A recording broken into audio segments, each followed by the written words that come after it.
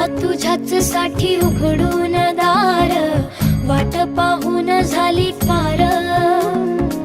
चिंता हरून देवा थकला असणार, दे माझ्या खांद्यावर भार।